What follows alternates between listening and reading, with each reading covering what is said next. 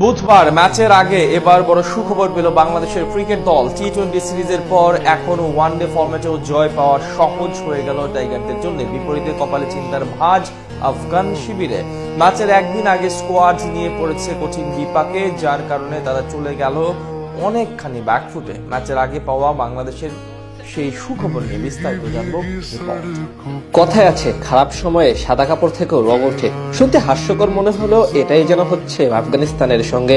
টি-20 সিরিজে লজ্জাজনকভাবে হারার পর এখন ওয়ানডে সিরিজের আগে পেল নতুন দুঃসংবাদ। বিপরীতে বাংলাদেশ পেল দারুণ এক সুখবর, যেটা সহজ করে দিতে পারে ম্যাচ জয়ের পথ। চলতি সপ্তাহেই 3-0 ব্যবধানে সিরিজ জিতে রাশিদ খানদের হোয়াইট ওয়াশ হওয়ার লজ্জা দিয়েছে টিম টাইগার্স। এবার সেই স্মৃতি পিছনে ফেলে মাঠে নামতে হবে ওয়ানডে সিরিজে। 3 ম্যাচের সিরিজ শুরু হবে বুধবার। সেখানে প্রথম ম্যাচের আগে টাইগারদের জন্য এলো স্বস্তির খবর, আর কপালে চিন্তার ভাঁজ আফগানিস্তানের। সাদা বলের ক্রিকেটে অসাধারণ এক বছর পার করছে লাল সবুজ প্রতিনিধিরা। শেষ 4 সিরিজ ধরে টি-20 ফরম্যাটে কোনো পরাজয়ের মুখ দেখেনি লিটন মুস্তাফিজরা। যদিও নিজেদের শেষ ওয়ানডে সিরিজে আবার হেরেছিল শ্রীলঙ্কার বিপক্ষে, সেই পুরনো স্মৃতি ভুলে দলে বিরাজ করা অ্যাপ্রোচ বজায় রেখে জয় তুলে নিতে চাইবে টিম ম্যানেজমেন্ট। আর সেই পথ যেন সহজ করে দিল দলে আসা নতুন সুখবর। এবার এশিয়া কাপে আকাশ সমান প্রত্যাশা ছিল আফগানিস্তানের উপর, কিন্তু সেটি পূরণ করতে পারেনি তারা। বাংলাদেশের কাছে হেরে বাদ পড়েছে গ্রুপ পর্ব থেকে।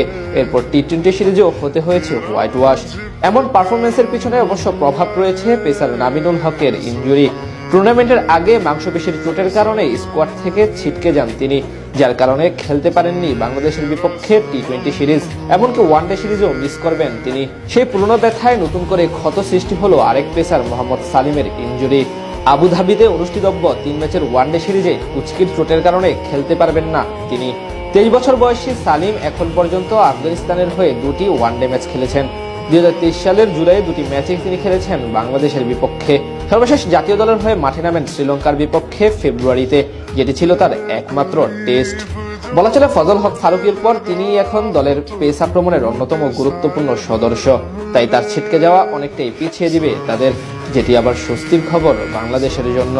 এদিকে সালিমের পরিবর্তে স্কোয়াডে অন্তর্ভুক্ত করা সামি এখন পর্যন্ত একটি মাত্র আন্তর্জাতিক ম্যাচ খেলেছেন। 2024 সালের ডিসেম্বরে জিম্বাবুয়ের বিপক্ষে ওয়ানডে অভিষেক হয় তার, অর্থাৎ অভিজ্ঞতার বিবেচনায় বেশ পিছিয়ে আছেন তিনি। তাই তাকে সামলানো অপেক্ষাকৃত সহজ হবে টাইগার ব্যাটারিদের জন্য। আফগান শিবিরে ইনজুরির হানা পড়লেও ভালো খবর আছে বাংলাদেশের জন্য। শারীরিক অসুস্থতা কাটিয়ে অনুশীলনে ফিরেছেন মিডল অর্ডারের গুরুত্বপূর্ণ সদস্য তাওহিদ হৃদয়। সব ঠিক থাকলে প্রথম ম্যাচের একাদশে দেখা যেতে পারে